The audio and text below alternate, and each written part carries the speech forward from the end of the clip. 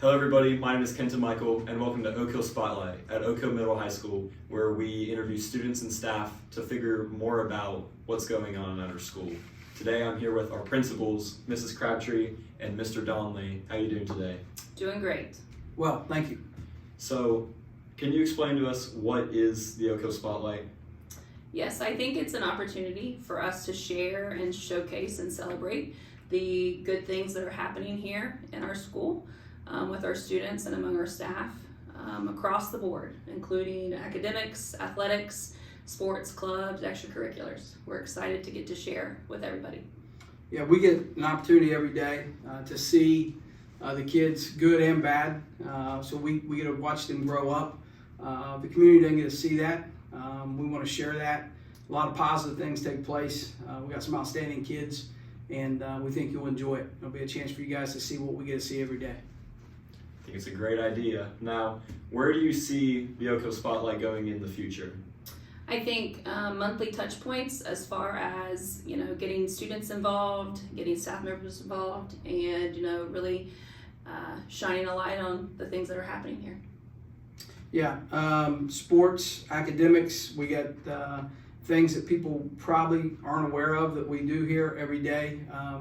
Kids that hustle after school, the things they're involved in are pretty amazing. And we'll get a chance to see really what the kids go through and how talented they really are. Well, I think it's a great idea and I'm excited to be involved and get things rolling. So thank you for being on our first mini episode, and we'll have one coming up soon. Thanks, Kenny. Thank you. Hello everyone and welcome to the first Oak Hill Spotlight, where we interview students and staff to figure more about Oak Hill Middle High School. Our first guest is Mr. Mantel. How are you doing today? I'm doing well, thanks for having me. So our first question, can you tell us a little bit more about your background before you came to Oak Hill as our superintendent? Sure.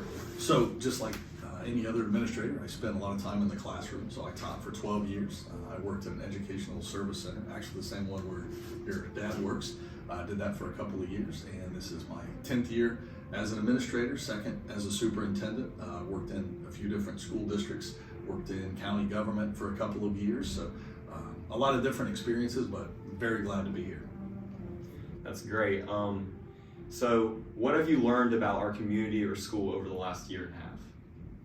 I'd say the main thing, and probably I would say the most important thing, as a person who spent some time in Oak Hill, I had a couple of friends in Oak Hill prior to coming here, but I think the fact that the community and the parents are so very supportive of the school district, probably as supportive, if not more so, than any place I've ever been. And I think a big part of that is so many of our faculty members, so many of our parents were Oak Hill or are Oak Hill graduates, or their spouses are Oak Hill graduates, or their family members grew up here, which I think is really valuable for our students, so they can see that people can graduate from Oak Hill and become really quality people and professionals and still spend time back home, whether it be part-time or full-time. So just the support that the community shows for the district is what I've really picked up on. I completely agree, and that's exactly why we're doing the Oak Hill Spotlight, to allow parents and alumni to figure more about what's currently going on with the school. So I think that's perfect. So what are some plans or projects that you have in the works that you're excited to share with us? So we have several projects going on. A couple that will be upcoming are our shelter houses / outdoor classrooms. We'll have one in either building. So there will be one just near the pond here at the middle school, high school, and there will be one in front of the building just near one of the baseball fields, one of the youth fields at the elementary. So we're really excited about that. We're putting bids out right now, and the goal is for those to be completed prior to next school year. Still working on the elementary playground project. Weather and a little supply issue has led to a hold up in that, but right now we did recently receive some good news, and that should be finished in the springtime for our elementary students. But those are, as far as the physical things going on, those are big. Upcoming as far as academically at the middle school, high school, primarily the high school, we're going to be adding some more on-site college credit plus courses. Mrs. Crabtree and Mr. Donnelly are working on that. So we'll have a lot more opportunities for our young people to be prepared for real life situations and real world opportunities while still in the school.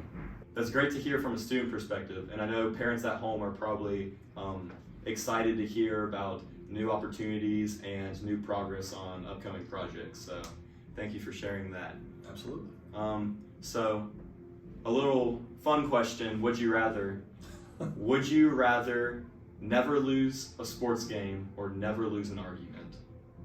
Okay, so that's I'm an ultra competitive person. This is a tough decision. So I appreciate the question. If I had to choose, I would never lose a sports game or competition. I am a respectful loser, I'll put it that way, but I'm not a good one. So I think when it comes to losing or coming up short, that's a motivator for me. I've had to learn that over time. It can be difficult, but as much as I do not want to lose an argument, I absolutely under no circumstance ever want to lose any type of competition.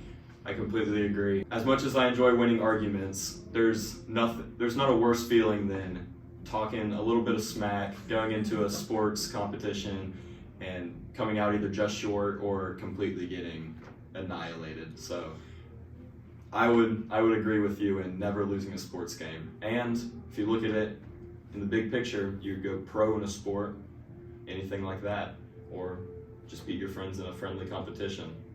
Well, in fairness to the two of us, I think my opportunity to become a professional athlete, that's definitely past. That is over. You have a much better opportunity. So good luck with that. Yeah, you can count me out as well, but I appreciate the motivation. That's all we have for today. Thank you for joining us, and keep a lookout for next episode of the Oco Spotlight. Thank you for joining us today, Mr. Rente. Thank you. I appreciate it. No problem.